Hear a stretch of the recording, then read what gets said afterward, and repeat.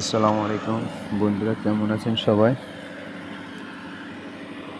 আসলে আমরা একটা সাইডে আসলাম কাজে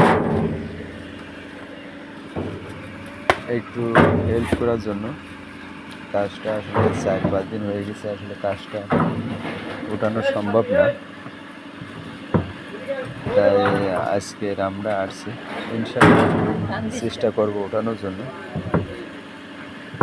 যে কাজটা কী করে ওঠানো সম্ভব সেটা চেষ্টা করব।